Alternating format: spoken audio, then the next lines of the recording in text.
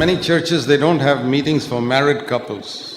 बहुत से कलीसियाओं में शादीशुदा बहनों और भाइयों के लिए मीटिंग नहीं होती है, But I believe in the time in which we live, we need to understand God's purpose for the home. पर जिस समय हम रह रहे, मुझे लगता है कि परमेश्वर का हमारे परिवार के प्रति क्या इच्छा है हमें जानना ज़रूरी है। Because everywhere I see a tremendous attack on Christian homes by the devil. क्योंकि मुझे लगता है कि शैतान का मसीह परिवारों के ऊपर बड़ा हमला है। Right from the time God established the first home, शुरुआत से जब से परमेश्वर ने पहला घर बनाया, that was Adam and Eve. Adam and Eve. आदम और हवा के समय, As soon as they were united in marriage, we read immediately that the devil came. Next chapter. जैसे हम पढ़ते हैं कि उनका शादी हुआ, दोनों का एक हुआ, उसके इमीडिएट साथ में हम पढ़ते हैं कि शैतान का आगमन हुआ। So the devil was just waiting for them to be married to try and confuse their life. शैतान इंतज़ार कर रहा था कब उनकी शादी होती है और वो उनके जीवन में प्रवेश करे। And it's the same today. आज भी ऐसा ही है। We mustn't forget that the Bible begins with Satan attacking a Christian home. हमें भूलना नहीं चाहिए कि शैतान की शुरुआत मसीह परिवारों का हमला करने से होती है। His aim was not only to separate them from God, but also to separate them from each other. उसका केवल उद्देश्य शैतान का ये नहीं था कि उन्हें परमेश्वर से अलग करे, पर एक दूसरे से भी अलग करे। And how do we know that Satan came between them? और हम कैसे जानते हैं कि शैतान उन दोनों के बीच में आया? Because as soon as God comes and asks Adam, did you eat of the tree? जैसे ही परमेश्वर ने आदम से पूछा क्या तूने उस झाड़ के फल को खाया, He points at his wife and says, she's the cause of the problem. और आदम ने उत्तर दिया कि हवा जिसे तूने मुझे दिया है वो इसका कारण है। So we find that that's what sin brings. Sin immediately makes us accuse others.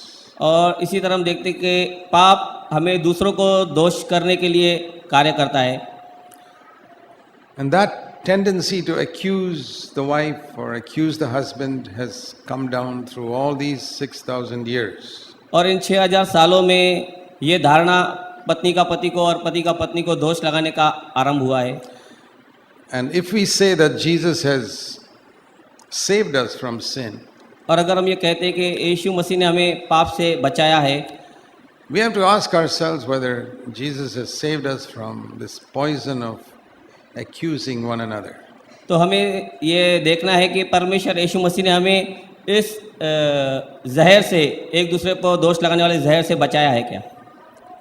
Adam could have said, Lord, I'm sorry, I ate that tree. आदम ये कह सकता था, परमेश्वर मुझे क्षमा कर, मैंने उस फल को खाया है। There was no need for him to blame his wife. उसे कोई ज़रूरत नहीं थी पत्नी पर दोष लगाने की। The wife didn't force his mouth open and push the fruit down.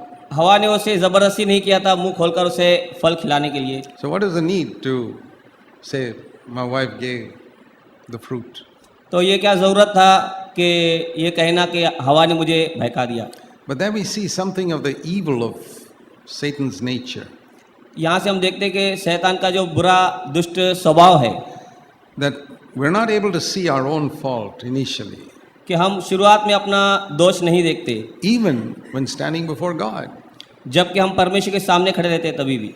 That's amazing that we can stand before God and still not see our own fault. ये बहुत अचंभे वाली बात है कि हम परमेश्वर के सामने खड़े रहते हैं फिर भी अपना दोष नहीं देखते। So it is this spirit of accusing that started with Adam that brings divisions in the home. ये आदम के समय से शुरू हुआ दोष लगाने वाला आत्मा का कार्य अलग करने का। And when there are divisions in the home, the children also go away from God. जब घरों को पति पत्नी को अलग करने का कार्य होता है तो बच्चे भी परमेश्वर से दूर चले जाते हैं। And that's the next thing we read, that Adam's first son became a murderer. यहीं से हम देखते हैं कि आदम का पहला पुत्र हत्यारा बना, Killed his own brother. अपने भाई को मारने वाला। So if you want to bring up your children properly, you better learn as husband and wife to live together. अगर हमें अपने बच्चों को परमेश्वर के मार्ग में लाना है तो पति पत्नी हमें सीखना है परमेश्वर के साथ चलना, मेल में चलना। Because the devil tries to bring a separation so that he can come between into the house. क्योंकि शैतान अलगाव पति पत्नी को करना चाहता है कि उसके प्रवेश मिले परिवार के अंदर। And both of you may be strong, but the children are weak. और दोनों पति पत्नी मजबूत होंगे लेकिन बच्चे कमज़ोर हैं, So the devil gets the children first. तो पहले आक्रमण शैतान का बच्चों पर होता है। And I've seen that in many homes, और ये मैंने बहुत परिवारों में देखा है that where husband and wife are divided, it's difficult for the children to be spiritual. जब पति पत्नी का अलगाव होता है बच्चों को भुगतना पड़ता है And then they start blaming the children. They blame each other, now they start blaming the children. तो पहले वे एक दूसरे को दोष लगाते हैं फिर बच्चों पर दोष लगाते हैं। Satan is the great accuser. शैतान बड़ा दोष लगाने वाला है, He's always accusing. वो हमेशा दोष लगाता है। And we've got that poison in our system from Adam. और ये हमारे अंदर आदम से आया हुआ एक तरीका है। To me, this is one of the big differences of being in Adam and in Christ. और ये बहुत बड़ा फर्क है आदम में रहना और मसीह में रहना। You know, we all say we've been cut off from Adam and grafted into Christ. हम सब कहते हैं कि हम आदम से कट गए हैं और मसीह से जुड़ गए हैं, But have we been cut off from this poison we have got from Adam? पर क्या हम उस जहर से जो आदम से हमें मिला है अलग हुए हैं? You know, it says about Satan in Revelation 12. प्रकटीकरण 12वें अध्याय में शैतान के विषय में पढ़ते हैं। Revelation chapter 12 and verse 10, 12वां अध्याय प्रकटीकरण का 10वां वचन, where in the middle of that verse it says, Satan is called the accuser of our brethren, who accuses them day and night before God. जिसमें यह बताया गया है इस वचन के मध्य में कि शैतान भाइयों का दिन और रात निंदा करने वाला है, Who accuses them day and night before God. जो परमेश्वर के सामने भाइयों को दिन और रात निंदा करता है। He works 24 hours a day. ये दिन में शैतान 24 घंटे कार्य करता है।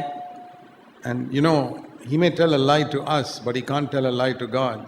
हम अपने आप को झूठ बोल सकते हैं लेकिन हम परमेश्वर को झूठ नहीं बोल No, सकते। Satan tells us lies, शैतान हमें झूठ बोलता है but he can't tell a lie to God. But Satan पर cannot tell. शैतान परमेश्वर को झूठ नहीं बता सकता। So he cannot go and tell, say, God, you know, that child of yours murdered somebody. तो ये नहीं कह सकता परमेश्वर ये तेरा बेटा हत्यारा है, No, because that's a lie. क्योंकि ये झूठ है। So what does Satan accuse before God? तो शैतान किस चीज़ का दोष परमेश्वर के सामने लगाता है? Only what is true. जो सच है वही दोष लगाता है। He can't tell God lies about me. वो ये नहीं कह सकता कि परमेश्वर मेरे लिए झूठ बोलता है। No. He can't tell God lies about me. परमेश्वर के सामने ये नहीं कह सकता कि मैं झूठा हूँ। No. शैतान परमेश्वर को मेरे बारे में झूठ नहीं बोल सकता। शैतान परमेश्वर को हमारे बारे में झूठ नहीं बताता। वो सच ही बोलता है. He also speaks the truth. Praise God. So he can only say what I actually did wrong. तो वो यही कहता है कि जो मैंने सच में हकीकत में गलत किया है। Now why am I saying that? हम ये क्यों कहते हैं? Because I've heard many times when people accuse somebody, क्योंकि लोग जब मैंने देखा है दूसरे को दोष लगाते तभी they find comfort in the saying that, but I'm speaking the truth. तो वे अपने दिल में एक सांत्वना पाते हैं कि जो मैं कह रहा हूँ वो सच कह रहा हूँ। Well, Satan also speaks the truth to God, but it's accusation. लेकिन शैतान भी सच ही कहता है लेकिन वो एक दोष है। So don't find comfort that what I'm speaking is the truth. हमें इस बात से सांत्वना नहीं लेनी चाहिए कि जो मैं कह रहा हूँ दोष लगा रहा हूँ वो हकीकत है, सच है। That's not the important point. ये महत्व का मुद्दा नहीं है। What is your spirit? What is your spirit? आपका आत्मा क्या है? Is it a spirit of love, वो प्रेम का आत्मा है or is it a spirit that wants to tear down that person? क्या यह आत्मा आपका ऐसा है कि दूसरे आदमी को नीचे करना? We can tear down a person speaking the truth. हम उस आदमी को नीचे कर सकते हैं जो सच कह रहा है। And that's because there's a little bit of hatred in our heart for that person. ये इसलिए होता है कि थोड़ा बहुत हमारे अंदर नफरत बाकी है। You may say that you love somebody. हम ये कह सकते हैं कि हम किससे प्यार करते हैं, But the Bible says in 1 Peter 4 and verse 8 that love covers a multitude of sins. पर पतरस 1:4 में परमेश्वर कहता है नहीं, 4:8 में 4:8 में पतरस पहला पतरस 4:8 में परमेश्वर कहता है कि प्रेम बहुत से अपराधों को ढांप देता है, covers it. ढांप देता है। So if you really love, you will cover. अगर आप सच में प्यार करते हैं तो आप अपराध को ढांपेंगे। For example, उदाहरण की तरह, supposing your daughter is fooling around with some boy, आपकी बेटी किस भाई के साथ किसी लड़के के साथ, is going around with some boy, उसका कुछ अफेयर जिसे कहते हैं किसी भाई के साथ, you won't tell everybody about it. आप इस विषय में हर एक को नहीं बताएंगे। You may know it's there, आप ये जानते होंगे कि ये हकीकत है, but you'll try your best to cover it लेकिन आप बहुत अच्छी कोशिश करेंगे उसे ढांप देने की, छुपाने की, because you love your daughter. क्योंकि आप अपनी बेटी से प्यार करते हैं। But if it's somebody else's daughter, लेकिन किसी और की बेटी then you'll talk about it. अगर ऐसी हो तो आप उसके लिए बात करेंगे, Even if it is somebody else in the church. अगर वो कोई कलीसिया की बहन भी रहेगी। So you know there's very little love among believers even in the church. तो कलीसिया में भी भाइयों और बहनों के अंदर बहुत छोटा सा थोड़ा सा प्रेम है। And even among husband and wife. आप पति और पत्नी में भी देखते हैं, If you're not careful here, the devil will come right in. अगर आप इस बात में सचेत नहीं है तो शैतान प्रवेश करेगा। What does Jesus do? Does he shut his eyes to all the faults in his children? यीशु मसीह क्या करता है कि अपनी आंखें बंद कर देता है अपने बच्चों के दोषों को देखकर? No, we read in Hebrews 7 इब्री 7 में हम पढ़ते हैं in verse 25, 25वें वचन में, he always lives to make intercession for them. वो हमेशा ऐसों के लिए मध्यस्थता करता है। So here are two things going on 24 hours. तो यहाँ दो चीज़ें लगातार 24 घंटे हो रही है। That Satan is always accusing us, शैतान हमारे लिए परमेश्वर के सामने दोष लगाता है, and Jesus is our advocate, always praying for us. और यीशु मसीह हमारा वकील हमारे लिए मध्यस्थता करता है, प्रार्थना So करता है। we see here that I do something wrong first, और यहाँ हम देखते हैं कि मैं कुछ गलत कर रहा हूँ। and when Satan sees it, he immediately accuses. ये शैतान मुझे करते हुए देखकर मेरी निंदा परमेश्वर के सामने करता है। Jesus sees it and he immediately prays. यीशु मेरे अंदर यही दोष देखता है, लेकिन परमेश्वर के सामने मेरे लिए प्रार्थना करता है। Can you see this picture? यहाँ आप परमेश्वर का शास्त्र देख सकते हैं। I'm doing something wrong. मैं कुछ गलत कर रहा हूँ, Satan sees it and immediately accuses. शैतान देख रहा है और तुरंत उसको परमेश्वर के सामने Jesus दोष also लगाता sees it. है। परमेश्वर भी देख रहा है, He Yeshu immediately Masih. prays. वो लेकिन जल्द से हमारे लिए प्रार्थना कर रहा है। What do you do when you see that? हम क्या करते हैं जब हम ऐसा देखते हैं दूसरों के जीवन में?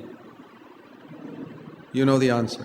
आपको उत्तर पता है, And in that moment, you know whether you're like Satan or whether you're like Jesus Christ. ये उस समय बताता है कि आप परमेश्वर से ज्यादा प्रेम करते हैं या नहीं, शैतान whether से। you're like Satan. क्या आप- शैतान के जैसे हैं कि प्रभु यीशु के जैसे हैं? आप प्रभु यीशु को पसंद करते हैं, शैतान को उस समय पसंद नहीं. लाइक Like means सेम हाँ. आप शैतान के जैसा है या परमेश्वर प्रभु यीशु के जैसे है? We know because Jesus is praying and Satan is accusing. Jesus is praying हाँ, हमको पता है कि यीशु मसीह प्रार्थना करता है and Satan is accusing. और शैतान दोष लगा रहा है। So in our home, इसलिए हमारे घर में you may say that you love your husband or your wife. हम कह सकते हैं हम पति पत्नी से और पत्नी पति से प्रेम करती है। Are you behaving like Christ or the devil? क्या हम यीशु मसीह जैसा वर्ताव कर रहे हैं या शैतान जैसा? I've always told people who want to go and correct somebody, मैं हमेशा उन लोगों से कहता हूँ जो जाकर दूसरों को सुधार करते हैं, don't do it before you've prayed for them. ऐसा मत करिए, पहला उनके लिए प्रार्थना कीजिए। After you pray for them, then you are fit to go and correct them. पहले प्रार्थना करेंगे आप और फिर आप ठीक है उनको समझाने और उनके लिए सुधार लाने के लिए। If you don't pray for them, you're not fit to correct them. अगर आप उनके लिए प्रार्थना नहीं करते तो आप उनके लिए योग्य नहीं है उनको See, सुधार ला सकते। the Lord has got every right to correct us because He's praying for us. प्रभु यीशु मसीह को ये पूर्ण अधिकार है हमको करेक्ट करने का, हमारा सुधार करने का, क्योंकि वो हमारे लिए प्रार्थना This करते is one of the very important things in married life. हैं। ये शादीशुदा वैवाहिक जीवन में सबसे इम्पोर्टेंट महत्व की बात है। And you must pray, Lord, this first thing that Adam did please get it out of our home. परमेश्वर से हमारे ये प्रार्थना करना कि जो आदम ने पहला किया वो हमारे जीवन से, हमारे परिवार से दूर हो जाना। What is that? Blame your wife. वो क्या था कि अपनी पत्नी को दोष लगाना, Blame your husband. अपने पति को दोष लगाना। No, I'm not saying that we should pretend that they are not doing anything wrong. हम ये बहाना नहीं करना या दिखावा न करना कि वो गलत नहीं कर रहा है। Yeah, we need to correct one another. हाँ, ये ज़रूरत है कि हम एक दूसरे का सुधार करें। All I'm saying, first pray पहले मैं क्या कर रहा हूँ कि पहले आप प्रार्थना करो and cleanse your spirit, that you correct in a spirit of love. और अपने आत्मा को शुद्ध करो कि आप सुधार लाने के मन से, प्यार के मन से आप ये कर रहे See हैं। Ephesians chapter 4. इफिसियों इसका 4था अध्याय हम देखेंगे, There's a very beautiful verse here. बहुत ही उत्तम शब्द वहाँ पर है। Verse 15. 15वां वचन, It says, if you speak the truth in love, you will grow up to become like Jesus Christ more and more. अगर आप सच में प्रेम करते हैं तो आप यीशु मसीह के Then जैसा, speak. अगर आप बोल रहे हैं वास्तव में सच, पढ़ो वचन। हाँ, इफिसियों इसका 4था अध्याय 15वां वचन हम पढ़ेंगे, वरन प्रेम में सच्चाई से चलते हुए, yeah, in प्रेम से सच बोलो. हाँ, प्रेम से सच Speak बोलते the हुए, truth in love. प्यार से सच बोलिए, Then we will grow up to become like Christ. तब हम मसीह जैसा बढ़ते रहेंगे। See the balance there? आप हाँ That you have to do both. तालमेल देख रहे हैं, हमको दोनों करना है। He doesn't say you shouldn't speak the truth. हम यह नहीं कहते कि आपको सच नहीं बोलना Yeah, है, speak the truth to your such husband and बोलो, wife, to your पति और husband and पत्नी। wife and children and everybody. हर एक सच बोलो, पति पत्नी But बच्चे। if you can't speak it in love, don't speak it. लेकिन ये अगर प्यार की रीति से आप नहीं बोल सकते तो आप मत बोलिए। A lot of speaking the truth is not spoken in love. परमेश्वर ऐसा नहीं। सच नहीं चाहता। A lot of speaking the truth is not spoken in love. बहुत सा सच प्यार की रीति पर नहीं बोला जाता, And then it does the work of the devil. और वहाँ शैतान का काम आरंभ होता है। So, if we want to be on God's side, और अगर हम परमेश्वर के पक्ष में होना चाहते हैं we must wait till we have come in our spirit to love. Then we can speak all the truth. तब हम सच्चाई बोल सकते हैं, जब हम उस परमेश्वर के प्रेम की आत्मा में आ जाते हैं Then we will grow up. तब हम बढ़ेंगे, Then we will bring that spirit into our home. तब उस आत्मा को हम हमारे घर में ला You सकेंगे। don't realize that when you say something which is not in a spirit of love, you're actually bringing a satanic spirit into your house. आप ये नहीं जानते होंगे कि जब आप प्रेम की रीति से सच नहीं बोल रहे हैं तो शैतान को अपने घर में अवसर देते हैं। When you're not speaking it in love. अगर आप उस सच को प्रेम की रीति पर नहीं बोल रहे हैं So we have to be very careful. तो हमें बहुत ही सावधान रहना है। And if you're not sure, then it's better to keep quiet. तो अगर आपको ये पक्का नहीं है तो आप अच्छा है चुप रहे, Because if we keep quiet, at least we won't do any damage. अगर हम चुप रहेंगे तो हम कुछ गड़बड़ नहीं होने देंगे, Because our whole aim, क्योंकि हमारा पूरा मकसद even in speaking the truth, is to set something right. सच बोलते समय में भी हमारा मकसद ये होना चाहिए कि हम सही बोलें। And if we do it in love, it'll be right. अगर हम ये प्यार से करेंगे तो हम सही करेंगे। So that's one of the first things we got to learn from Adam and Eve. तो ये पहली बात हमें आदम और हवा से सीखनी है। The other thing we see there in Genesis 3, और दूसरी बात हम उत्पत्ति 3 अध्याय में देखते हैं, in verse 12, 12वें वचन में। first thing, he blamed his wife. पहली बात उसने अपनी पत्नी को दोष लगाया, The second thing we see और in दूसरी the बात हम देखते same हैं verse was he blamed God, उसने परमेश्वर पर भी दोष लगाया। saying, you gave me this wife. उसने यह कहा परमेश्वर से, यहोवा परमेश्वर के तूने मुझे यह पत्नी दिया। You need to ask yourself whether there's anything in your heart which is like a complaint against God. हमें हमारे हृदय में अपने आप को जांचना है कि अगर हम जो कुछ कह रहे हैं क्या हम परमेश्वर पर दोष लगा रहे हैं। You know, deep down in your heart, if you begin to think, oh, why did I marry this woman? Or why did I marry this man? अगर आप हृदय की गहराई में कभी ये सोच रहे हैं कि क्यों मैंने इस पत्नी और लड़की से शादी की, या लड़की सोचती है मैंने ये लड़के से शादी की, You may think, oh, if I had not married this man, some other man may have been better. अगर आप ये सोच रहे हैं कि अगर मैंने इस भाई से शादी नहीं की होती या इस बहन से तो कुछ Or कदाचित अच्छा होता था, some other, if I had married some other woman, that she would have been a better wife. अगर मैं दूसरी किसी स्त्री से शादी करता तो वो अच्छी पत्नी बन सकती थी। Perhaps you're wrong. आप गलत हो सकते हैं। If you had married somebody else, your life may have been much worse. अगर आप किसी दूसरी से विवाह कर देते तो आपकी परिस्थिति, आपकी जीवन इससे बदतर हो सकता था। So there can be a spirit of complaining against God, saying, "Why did you allow this to happen in my life?" ये शिकायत करने का परमेश्वर के विरुद्ध एक आत्मा है जो परमेश्वर के विरुद्ध में हमारे द्वारा कार्य करता है। Why did you allow these circumstances to happen in my life? ये परिस्थितियों को आपने क्यों अनुमति दिया मेरे जीवन में होने के And लिए? you know, in Indian marriages, हम देखते हैं हिंदू शादियों में, Indian, हिंदुस्तानी शादियों में, it's not like Western marriages. ये पश्चिमी शादियों के जैसा नहीं होता। Because here, when we get married, we don't just get married to a person, we get married to a whole family. क्योंकि हम यहाँ किसी एक व्यक्ति से शादी हमारी नहीं होती, लेकिन एक पूरे परिवार से हमारी शादी होती है। That's part of our culture. ये हमारे कल्चर का एक भाग है। It's not so much in the West, ये पश्चिमी देशों में ज़्यादा नहीं है, because there they break away from their parents very soon. क्योंकि वहाँ शादी के पश्चात वे अपने परिवार से, अपने माता पिता से जल्दी अलग हो जाते हैं। I don't believe that is right, मैं ये नहीं कहता हूँ कि वो सही है, but I don't believe we are right either. मैं ये भी विश्वास नहीं करता हूँ कि ये सही है। See, Indian culture and Western culture are both wrong.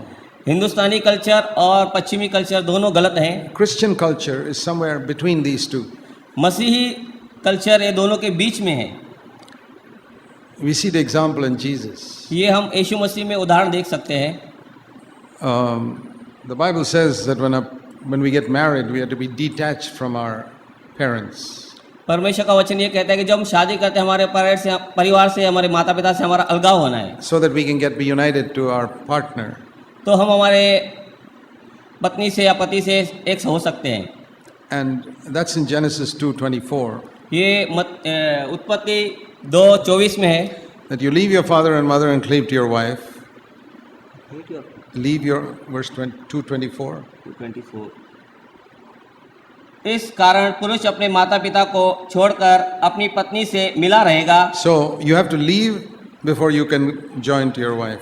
तो यहाँ हमें माता पिता से पहले अलग होना है, पत्नी से एक होने से पहले। Now leave doesn't mean that you don't care for them. ये अलग हो जाना ये नहीं दर्शाता कि हम उनका चिंता नहीं करेंगे, उनके लिए नहीं सोचेंगे। Because we must honor our father and mother even if we are 60 years old. ये हमारा परमेश्वर का वचन है कि हमें अगर 60 साल भी हम हो गए तो अपने माता पिता का हमें आदर करना है। That is till the end of their life. We must honor them. उनके जीवन के अंत तक हमें उनका आदर करना है। Because they cared for us when we were helpless babies. उन्होंने हमारी मदद की, हमारी देखभाल की जब हम मजबूर थे, हम छोटे थे। So when they are old, we have to care for them. जब वे बूढ़े हो जाते हैं तो हमारा काम है उनको मदद करना। This means that we must not allow them to run our life. लेकिन इसका मतलब ये नहीं है कि हम उनको ये अधिकार दें हमारे जीवन को चलाने का। It's very interesting. ये बहुत ही आनंद कारण है। I ask people this question sometimes. मैं ये लोगों को कई बार एक प्रश्न पूछता हूँ। Can you tell me the first commandment in the Bible? आप मुझे परमेश्वर के वचन में पहला आज्ञा बता सकते हैं? Not what he told Adam, because that is for the Garden of Eden. We are not there. हाँ, ये आदम को जो प्रश्न की आज्ञा दिया वो नहीं, क्योंकि वो आदम के समय आदम की वाटिका में था। So that doesn't apply to us, because that doesn't apply to us because we are not living in the Garden of Eden. हाँ, ये हम पर लागू नहीं होता है क्योंकि हम आदम की वाटिका में नहीं रह रहे हैं। But what is the first commandment in the Bible? लेकिन परमेश्वर का वचन में पहला आज्ञा क्या है? And the only commandment given by God before sin came into the world. पाप इस जगत में आने से पहला परमेश्वर का पहला आज्ञा, Only one commandment. एक ही आज्ञा। You know what it is? आप जानते हो क्या है? It's this one we just read. What we just read. ये जो हमने पहला पढ़ा, Genesis 2:24. उत्पत्ति 2:24। I've always thought about the wisdom of God. मैं हमेशा परमेश्वर की बुद्धि के लिए सोचता रहता हूँ That in His great wisdom, the first commandment He put in the Bible is leave your earthly parents and cleave to your wife, cleave to your husband. बहुत ही उत्तम ज्ञान और बुद्धि से परमेश्वर ने ये पहला आज्ञा दिया कि पति पत्नी एक होने से पहले अपने माता पिता से अलग होना है। And the more I live in India, the more I see the problems, I can see the wisdom of God in that commandment. मैं उस आज्ञा में परमेश्वर की बहुत बुद्धि देखता हूँ, क्योंकि मैं हिंदुस्तान में रहता हूँ और हिंदुस्तान में इस वचन के कारण, आज्ञा के कारण बहुत ही दुविधा पाता हूँ। This is the number one commandment disobeyed by married people in India. ये पहला आज्ञा है जो तोड़ा जाता है हिंदुस्तान में लोगों से, शादीशुदा लोगों से। They disobey it. ये मान्य नहीं करते, आज्ञा को उल्लंघन करते हैं। And that is the cause of many, many, many problems. ये बहुत ही बड़े बड़े समस्याओं का कारण होता है। People go to two extremes. दो तरह के दो रास्तों में लोग चले जाते हैं। Some become slaves of their parents, some neglect their parents totally. कोई अपने माता पिता का पूरा इनकार कर देता है, कोई अपने माता पिता का पूर्ण गुलाम हो जाता है। But what is the balance? लेकिन परमेश्वर का वचन क्या कहता है? Look at the life of Jesus. यीशु मसीह के जीवन को देखेंगे। Even when he was hanging on the cross, dying and suffering, जब वो क्रूस पर मर रहा था और दुख और पीड़ा दर्द सहन कर रहा था, his mind thought about his mother. I must make some provision for my mother to be taken care of. उसने अपनी माँ के लिए इतनी पीड़ा में भी सोचा कि मैं अपनी माँ के लिए कुछ उपाय करके That is जाऊं। an amazing example that in the midst of his own suffering, उसकी he अपनी thought about caring for his mother. उसकी अपनी पीड़ा में ये बहुत ही अद्भुत है, उसने अपनी माँ के विषय में सोचा और चिंता किया। She was a widow. Joseph had died long ago, otherwise he wouldn't have thought about that. हम जानते हैं कि वो मरियम एक विधवा थी, इसलिए उसने अपनी माँ के लिए And he was सोचा the eldest son. और वह परिवार का सबसे बड़ा बेटा था And he took that responsibility seriously even while he's suffering in pain. और उसने वो जिम्मेदारी पूरी रीति से लिया, दुख और पीड़ा क्रूस पर सहते That हुए is भी। an amazing example for us to follow. ये बहुत ही अद्भुत उदाहरण है हमारे लिए, To honor our parents and care for them. हमारे माता पिता का आदर करना, उनकी चिंता करना। At the same time, और इसी समय as long as Jesus was in his mother's house, यीशु मसीह जब अपने माँ के घर में था, he obeyed her.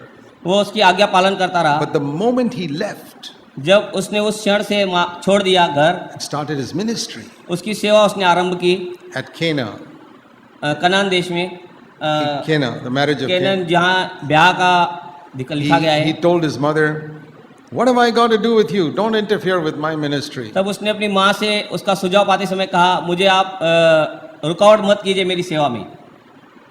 Can you say that to your mother? क्या आप अपनी माँ से यह कह सकते हैं, Mom, please don't interfere in our marriage. माँ क्षमा चाहता हूँ, मेरे शादीशुदा जीवन में, वैवाहिक जीवन में आप प्रवेश न करें, दखल न दें। Please leave us to run our own life. मैं क्षमा चाहता हूँ और कहता हूँ हमें हमारा जीवन चलाने दीजिए।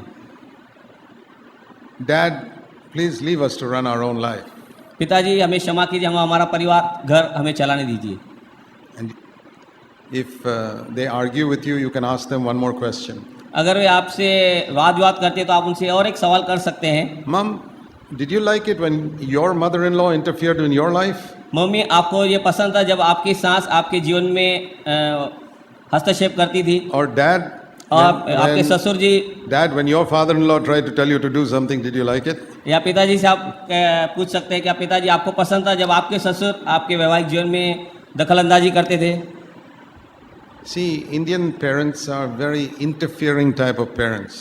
हिंदुस्तानी माता पिता इंटरफेयर करने वाले, मध्यस्थ करने वाले माता पिता है। So that's the other thing we can learn from that first passage.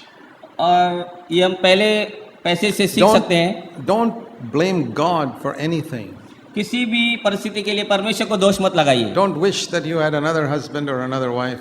ये कल्पना भी नहीं कीजिए, सोचिए मत कि आपको अलग दूसरी पत्नी होती है, दूसरा पति होता। God has arranged. See, marriage is not a thing where everything will go smoothly.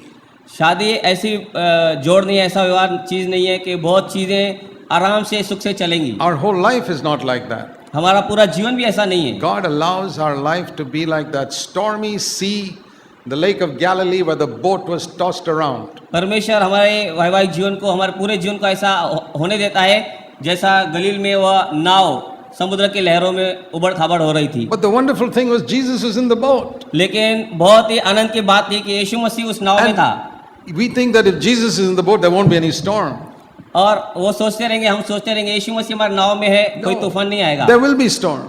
हाँ, वहाँ तूफान हो गए। There'll be storm in our life. There'll be storm in our married life. There'll be storm in the church. कलीसिया में, हमारे वैवाहिक जीवन में, हमारे परिवार में तूफान आंधी हो गए। But Jesus can still those storms. That's the gospel message. लेकिन शुभ समाचार का मैसेज यही है कि यीशु मसीह उसे रोक सकता है, थाम सकता है। So, What sort of life would you like? A smooth life without any difficulties, any problems, any trials? तो किस तरह का जीवन आपको चाहिए बिना किसी मुसीबत संकट तकलीफ के? That will be quite a boring life. वो बहुत ही उबाऊ जीवन होगा. Supposing the gospel stories were like this, हम अंदाज लगाएंगे कि परमेश्वर के वचन की कहानियाँ ऐसी रहेंगी. and Jesus went for a marriage in Cana, यीशु मसीह काना देश में एक शादी में गए. and there was plenty of food and wine, there was no problem, they had a good time and came back home. वहाँ बहुत ही अच्छा दाखरस था, बहुत ही संख्या क्वांटिटी में था और अच्छा खाना था. And they got into a boat and went across a lake. It was very smooth, so they had a good journey up to the other side. और एक नाव में बैठकर वे सफर कर रहे और वहाँ कोई आंधी तूफान नहीं, बहुत ही आराम से वे किनारे पर पहुँच गए. And once there was 5,000 people he was speaking to. और एक समय वो 5,000 लोगों को उपदेश दे रहा था उस समय. But fortunately, they had all brought their lunch packets with them, so they could all sit down and eat. लेकिन योगायोग वो सब लोगों ने अपने अपने खाने के टिफिन अपने साथ लाए थे और खाने बैठ गए वो लोग. Even the Sunday school children will say, please don't tell us these boring stories. Who's interested? रविवार के स्कूल के छोटे बच्चे भी अपने माँ पिता से हमसे ये कहेंगे, ये उबाऊ कहानियाँ हमें मत सुनाइए. What will be your testimony when you go to heaven? आपकी साक्षी क्या रहेगी जब आप स्वर्ग जाएंगे? We'll hear about Daniel who tells us how he was thrown to the lions and the lions shut their mouths.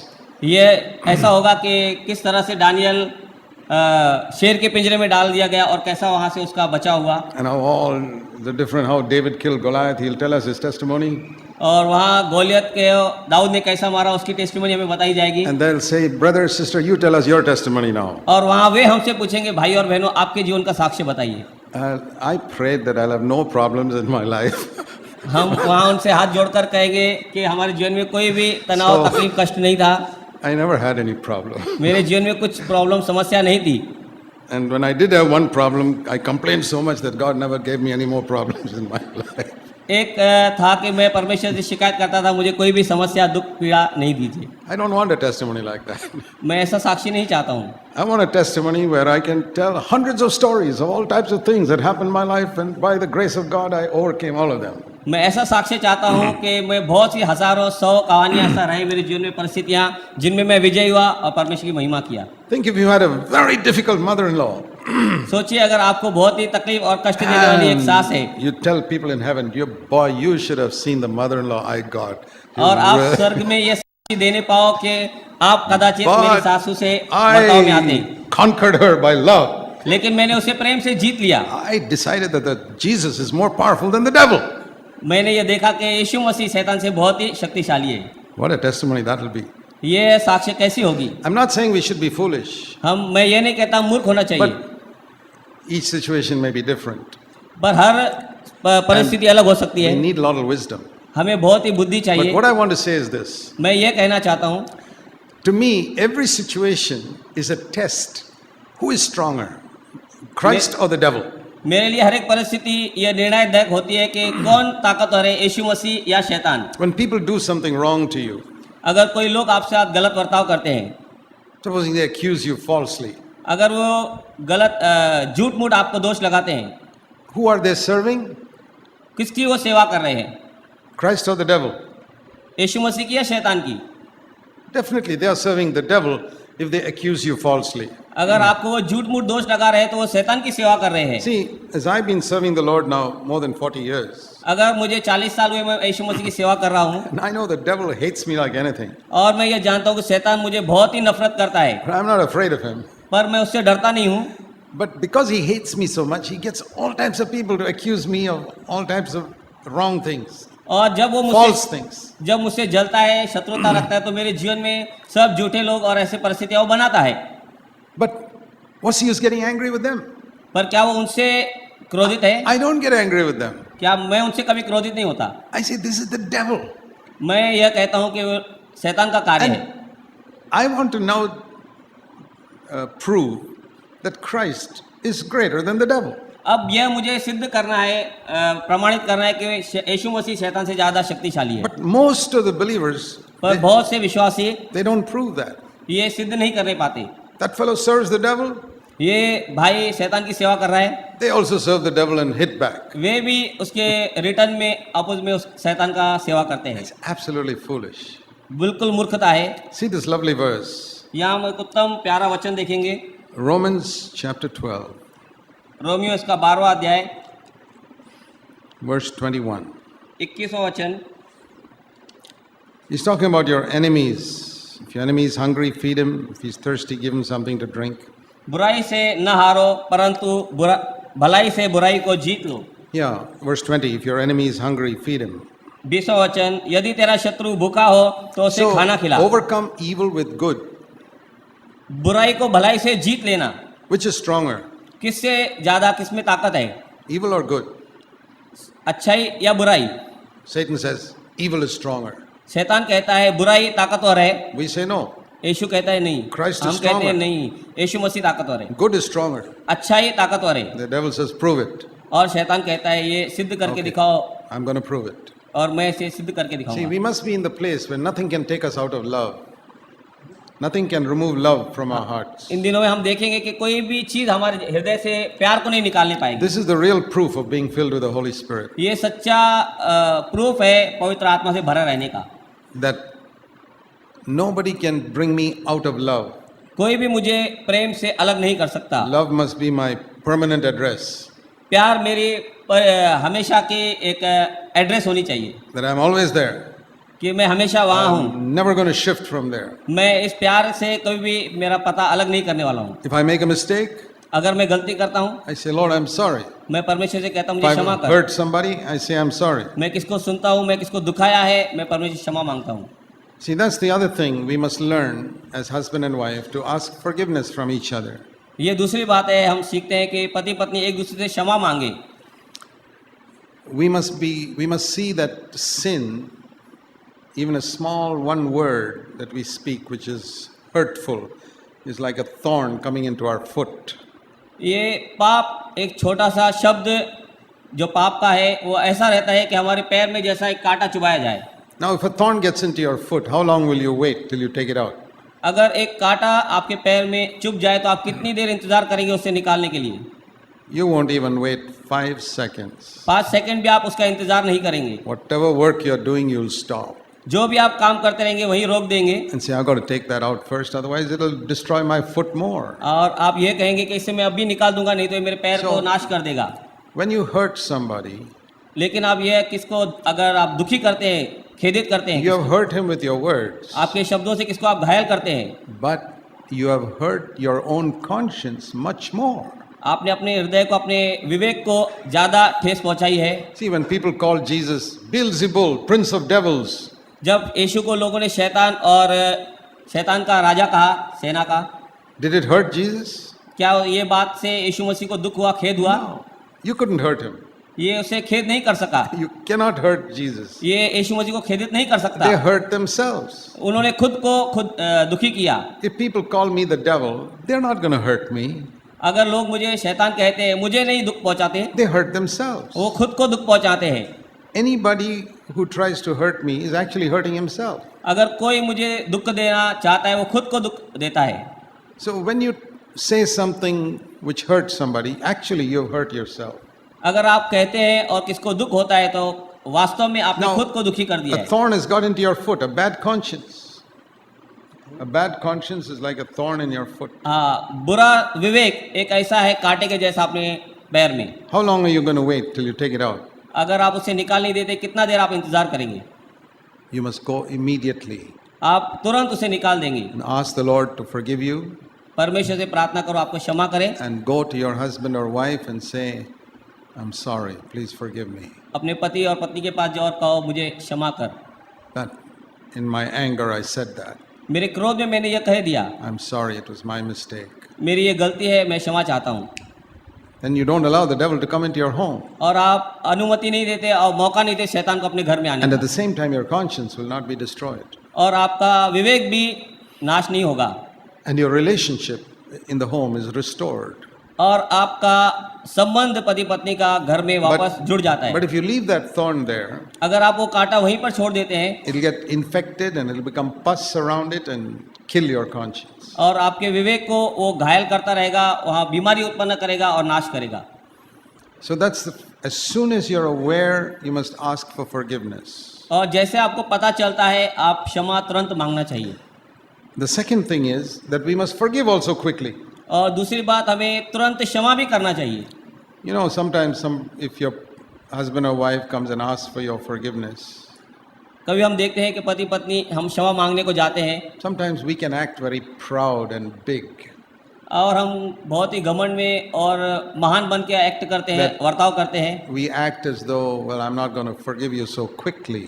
और हम ऐसा वर्ताव करते हैं और दर्शाते हैं कि हम जल्दी से क्षमा नहीं करेंगे, Because you have behaved so badly for the 1000th time. क्योंकि ऐसा बुरा वर्ताव आपने कितना अनेक हजारों बार किया है। Who are you ruining? You're ruining yourself आप खुद को नाश कर रहे हैं। when you don't forgive someone. अगर आप किसको क्षमा नहीं दे रहे तो खुद को नाश कर रहे हैं। I use my imagination sometimes to think how God is doing things in heaven. मैं कभी कभी अपने मन से बुद्धि सोचता हूँ कि परमेश्वर स्वर्ग में कैसे कार्य कर रहा है। You know, this earth is full of so many people who do wrong things. ये धरती बहुत ही ऐसे लोगों से जो बहुत बुराई कर रहे हैं, गलतियां कर रहे हैं, भरी हुई है। And there are many people asking God from the earth, Lord, please forgive me.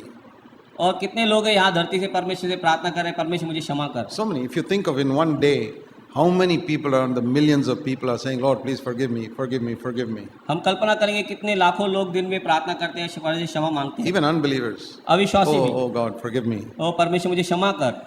What is God doing in heaven? परमेश्वर स्वर्ग में बैठा क्या कर रहा है? He's immediately forgiving. वो तुरंत क्षमा कर देता He है। doesn't wait for somebody and say, okay, I'll tell you tomorrow whether I've forgiven you or not. वो इंतजार नहीं कहता, ये नहीं कहता मैं आपको क्षमा किया है नहीं, कल बताऊंगा। Immediately forgiven. तुरंत क्षमा कर देता है। And then somebody else from there is asking for forgiveness, forgiven.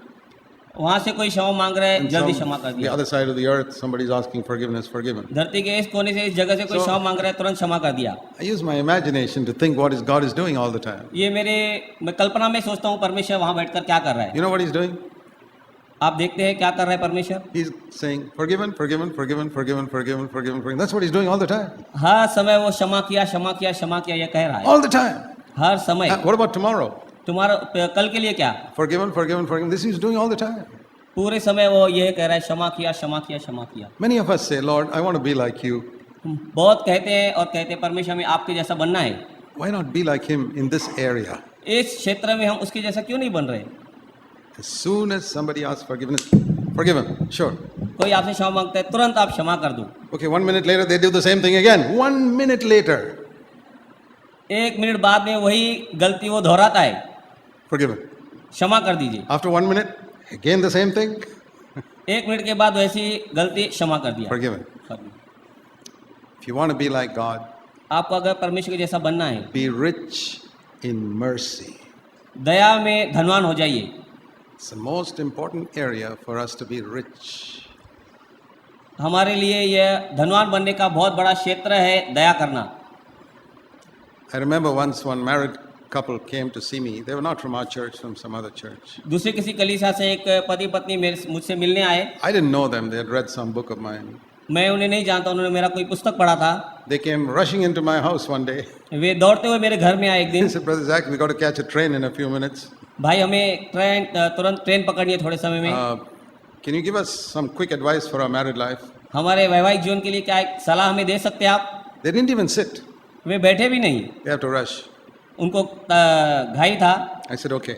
मैंने कहा ठीक है। I said, ask forgiveness quickly मैंने कहा क्षमा मांगिए जल्दी and forgive quickly. और क्षमा कीजिए जल्दी। Okay, go and catch your train now.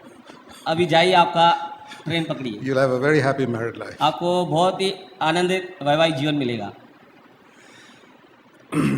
In almost all marriages that I conduct nowadays, ये इन दिनों जो भी मैंने शादियां लगाई है, I tell people this. मैं ये लोगों को बताता हूँ, Before you go to bed at night, अगर आप रात में सोने को जा रहे हैं उससे पहले just make sure that everything is settled between you and your ये husband इस and wife. बात को निश्चय कर लीजिए कि तुम्हारे बीच में, दोनों के बीच में हर चीज़ का सुलह हो गया है। Don't keep any retained anger in your heart पिछला कोई भी दुख और क्रोध अपने दिल में न रखिए, or any unforgiven matter. और न क्षमा किए वाला कोई ऐसी बात अपने दिल में मत रखिए। Get rid of it. उससे छुटकारा पा लीजिए। Just like you throw away bad food, जैसे आप अच्छा खाना नहीं है वो उसे फेंक देते हैं, you don't keep it. वो आपसे रखते नहीं है। Because if you keep it, it'll stink tomorrow. अगर हम उसे रख देते तो दूसरे दिन वो बदबू करता So है। at night, It says in Ephesians 4, verse 26, इफिसियों इसका चौथा अध्याय 26वां वचन ये कहता है, don't let the sun set on your anger. आपके क्रोध पर सूर्य अस्त न होने दो, सूर्य अस्त होने तक आपका क्रोध न रहने दो। That means in those days people used to go to sleep when the sun set. इसका मतलब ये दर्शाता है कि पिछले दिनों में जुने में लोग क्रोध करते हुए सो No, जाते no, थे। no. When the sun was setting, they go to sleep. हाँ, जब सूर्यास्त हो जाता था लोग सोने चले जाते थे। So he's saying before you go to sleep, get rid of your anger. That's the तो meaning. यहाँ बताया गया है कि अगर आप सोने को जा रहे हैं उससे पहले अपने मन से क्रोध निकाल दो। So a brother came to me, तो भाई मेरे पास आए, said, Brother Zach, you conducted our marriage 20 years ago, 20 साल पहले आपने हमारी शादी लगाई and you gave us this advice और ये सलाह आपने हमें दिया at our wedding. At our wedding, हमारे शादी के समय में, don't go to bed without settling all matters between both of you. सोने को नहीं जाइए इससे पहले कि आपने सुलह सब बातों के विषय में कर लिया है। And he said, I want to testify today. और मैं ये आज चेक करना चाहता हूँ, There's a brother from our church in हमारे कलीसिया का Bangalore. भाई है, I've kept that word every day for 20 years. 20 साल मैंने उस बात को निभाया है। I said, praise the Lord. मैंने कहा परमेश्वर की स्तुति हो, That's a greater miracle than raising the dead. ये मुर्दे को जिंदा करने से बड़ा चमत्कार है। What a testimony. क्या ही उम्दा साक्षी है। Is it very difficult? क्या ये बहुत ही कठिन है? Supposing I tell you, before you go to bed, remove all the thorns from your feet, then only go to sleep. अगर मैं आपसे ये कहता हूँ कि सोने से पहले अपने पैरों में से सब कांटे निकाल दियो और फिर जाओ सोने को। You say, Brother Zach, you mean can't I do it once a week or something? Why every day I've got to remove all the thorns from my feet? क्या आप मुझसे प्रश्न करोगे, भाई जैक, क्या मुझे अनुमति नहीं मिलेगी कि 7 दिन में मैं इन सब कांटों को निकालूं? Every day? हर दिन मुझे निकालने पड़ेंगे? You don't wait till sunset to remove thorns from your feet. You remove it immediately. सूर्यास्त होने तक अपने पैर से कांटा निकालने के लिए आप इंतजार नहीं करेंगे, तुरंत आप निकाल देंगे। I think this Ephesians 4:26 is for half-hearted people. ये इफिसियों 4:26 वचन Half-hearted. अधूरे हृदय वाले लोगों के लिए है। Wholehearted people won't wait till sunset. They'll settle it immediately. पूरे हृदय के पक्के लोगों के लिए वो आप कांटा जल्दी से ये वचन को पालन कर देंगे।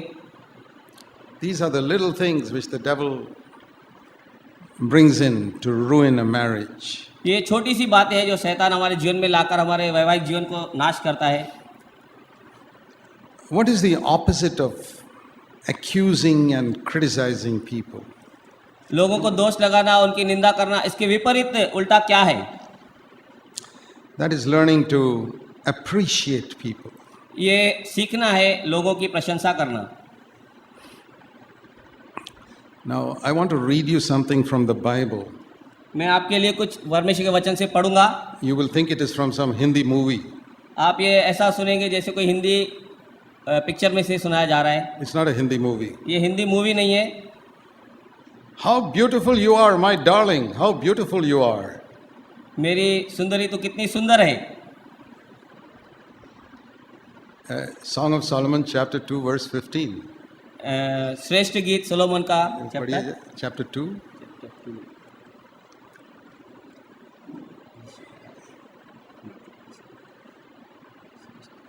Chapter 2, verse 15. श्रेष्ठ गीत इसका दूसरा अध्याय और 15वां वचन। पढ़िए, 2:15। 15. हमारे लिए The Song of Solomon, श्रेष्ठ गीत chapter 2. Oh, sorry. My mistake. Chapter 1, chapter verse 15. 15वां वचन, पहला अध्याय। तू कितनी रूपवती है मेरी प्रिया, तू कितनी रूपवती है, तेरी आंखें कबूतरी के समान है। Have you once in your life said that to your wife? क्या अपने जीवन में आपने एक बार भी अपनी पत्नी से यह कहा है? Once. एक बार। Okay. Now that all the sisters are very happy, अब सब बहनें खुश है। I want to ask the sisters. Have you ever said, verse 16, to 16वां your, वचन, क्या आपने to your पत्नियों से husband, अपनी पत्नियों से कहा है, how handsome you are, तू कितना my सुंदर beloved, है, and you're so pleasant. तू कितना सुंदर है मेरे प्रियतम, और कितना मन भावना है। See, This is not a Hindi movie, this is the Bible. ये हिंदी पिक्चर नहीं है, लेकिन ये परमेश्वर का वचन है। The Lord wants us to learn to appreciate one another. परमेश्वर हमें चाहता है सिखाना, एक दूसरे की प्रशंसा करना। Why are we only ready to find fault? हम ऐसे क्यों है कि दोष ढूंढने वाले हैं? Supposing I were to give you all a piece of paper. अगर मैं आपको एक पन्ना देता हूँ, खाली कागज, Without thinking, quickly write down 3 good things about your husband or wife. अपनी पत्नी या पति के लिए जल्द से जल्द 3 अच्छी बातें लिखिए, And write 3 bad things about your husband and wife. और तुरंत जल्द से जल्द अपने पत्नी या पति के लिए 3 बुरी बातें लिखिए। Which will you be able to write quicker? कौन सी बातें आप जल्द लिखेंगे? Which will you have to think? किसके लिए आपको सोचना पड़ेगा? There you know वहाँ आप जानते हैं whether you're more like the devil or more like Jesus Christ. आप ज़्यादा शैतान के जैसे हैं या प्रभु यीशु मसीह के जैसा। Can you immediately think of 3 good things that your husband has got क्या आप तुरंत 3 अच्छी बातें अपनी पत्नी या पति के लिए or सोच your सकते wife हैं? has got? अपनी पत्नी के लिए The devil makes us forget those things. शैतान हमें उन चीज़ों को भुला देता है। Song of Solomon is a wonderful book. श्रेष्ठ गीत एक अच्छा पुस्तक है। Today we know it's a picture of Christ and the church also. आज हम यह देखते हैं कि ये यीशु मसीह और उसकी देह कलीसिया, उसकी पत्नी के विषय में भी है। But before Jesus came to earth पर पहले यीशु मसीह इस पृथ्वी पर आने से and पहले before there was a church, और इस पृथ्वी पर कलीसिया बनने से पहले for 1,000 years after Solomon wrote it, what was it referring to? 1000 वर्ष पहले इसके जब वो सोलोमन के श्रेष्ठ गीत में सुलेमान के लिखा गया, वो क्या दर्शाता था? For the 1,000 years up to the coming of Christ, what was this book referring to? ये बुक क्या दर्शाता और दिखाता था 1000 साल यीशु मसीह के आने से पहले? It was talking about husband-wife relationship. ये पति और पत्नी के संबंध के विषय में कहता है। The Lord was saying, I want you to appreciate one another. परमेश्वर कहता है, मैं चाहता हूँ कि आप एक दूसरे की प्रशंसा करें। Very often problems arise because we are quick to criticize but very slow to appreciate. अक्सर ये हो जाता है कि हम दोष देने में बहुत उतावले और आगे रहते हैं, प्रशंसा करने में बहुत पीछे रहते हैं। So we need to change that attitude हमें ऐसा स्वभाव को बदलना है and say, Lord, I want to learn to be quick to appreciate. और हमें परमेश्वर से कहना है कि परमेश्वर, मैं सीखना चाहता हूँ इसकी You प्रशंसा करना। know, Jesus was like that. यीशु मसीह ऐसा था। Even in some of the worst churches in Revelation chapter 2, प्रकटीकरण के दूसरे अध्याय में बहुत बुरे स्थिति में गई हुई कलीसियाओं के लिए भी, you know, one church is so bad in chapter 2 दूसरे अध्याय में एक चर्च की ऐसी बुरी दशा है, that the Lord says, if you don't listen to me, I'm going to take away the lampstand and you won't be a church anymore. और परमेश्वर वहाँ कहता है, अगर आपने बदल सुधार नहीं रहा है तो मैं पवित्र आत्मा को वहाँ से निकाल दूंगा, Because you have left your first love. क्योंकि आपने पहला सा प्रेम छोड़ दिया है। But see how he begins the letter. पर हम देखेंगे वह उस वचन को शुरुआत कहाँ से करता है। Chapter 2, दूसरा अध्याय, to the leader of the church in Ephesus write. इफिसियों की कलीसिया के दूत को यह लिख। See, this is the bridegroom speaking to the bride, the husband speaking to the wife. ये पति अपनी पत्नी से बात कर रहा है। Jesus is the husband and the church is the bride. पति यीशु मसीह है और दुल्हन कलीसिया है। Okay, what is he saying? देखिए हम क्या कह रहे हैं परमेश्वर। Verse 2, दूसरे वचन में, I know your deeds, मैं तेरे कार्यों, I know your toil, परिश्रम perseverance. और धैर्य को जानता हूँ, You cannot endure evil men. और यह भी कि तू दुष्ट लोगों की सहन नहीं कर सकता, You put to the test those who call themselves apostles and you find they are false. और जो अपने आप को प्रेरित कहते हैं तूने उन्हें परखा है और झूठा पाया है। You have perseverance. तुझ में धैर्य है You have endured for my name's sake. और तूने मेरे नाम के कारण दुख You उठाते have उठाते थका नहीं। not grown weary. You have not grown weary. What a wonderful church. अच्छा, कितना उत्तम कलीसिया है। No. He says, but I've got something against you. लेकिन परमेश्वर कहता है, नहीं, मुझे आपके विरुद्ध में एक बात कहना है। He says all these words of appreciation, then he says the one thing. ये सब प्रशंसा के शब्द कहने के बाद परमेश्वर एक शब्द कहते हैं। Which is the worst church to which Paul wrote? कौन सी सबसे बुरी कलीसिया थी जिसे पौल ने लिखा पत्र? Corinthians. कोरिन्थियंस। They had so many things wrong with them. उनमें बहुत सी बुराइयां थी, So many sins. बहुत पाप थे। They were taking people to court against each other. एक दूसरे को लोग कलीसिया के कोर्ट में ले जाते They थे were tolerating adultery. और वे व्यभिचार करते थे। And he writes to them in 1 Corinthians 1. 1 कोरिन्थियर पहला अध्याय verse 4. चौथा वचन। I thank God always for you. मैं परमेश्वर का निरंतर धन्यवाद करता हूँ तुम्हारे लिए। You are enriched, verse 5, in Him in all speech, all knowledge. तुम अपने परमेश्वर के ज्ञान में निरंतर बढ़ रहे हो। Verse 7, you're not lacking in any gift. सातवें वचन में किसी भी दान में तुम्हारे अंदर कमी नहीं है। He will confirm you in the day of Jesus Christ, verse 8. यीशु मसीह के दिन में ये दावा करता हूँ। Then he says, now, verse 10, I've got to tell you some things. और 10वें वचन में पौलुस कहता है मुझे कुछ कहना है। It's a little principle. छोटे कानून। We have to develop this habit of appreciating. हमें हमारे अंदर ये आदत को बढ़ाना है प्रशंसा करने की। With our children also. हमारे बच्चों में भी We criticize them so quickly. हम बच्चों को जल्दी दोष लगा देते हैं। Aren't there some good qualities in your children? आपके बच्चों में क्या कोई अच्छी खूबियाँ नहीं है? Learn to appreciate them. उनको प्रशंसा करने की आप सीखो They will change much quicker. और वे तुरंत बदलेंगे। The Bible says God leads us to repentance by kindness. God leads us to repentance by His kindness. परमेश्वर अपनी दया से हमें पश्चाताप की ओर ले आता है। That is Romans 2:4. रोमियो 2 अध्याय 4 वचन में। We can also lead our children to repentance by kindness. हम भी अपने बच्चों को पश्चाताप की ओर नम्रता से दया से ले आ सकते हैं। Let's pray. Let's pray. आइए हम प्रार्थना करें। Let's ask God to give us the power of the Holy Spirit to obey all that we have heard. And let's pray that God will fill us with the Holy Spirit so that we can respond to what we have heard. Thank you, Father. In Jesus' name, Amen.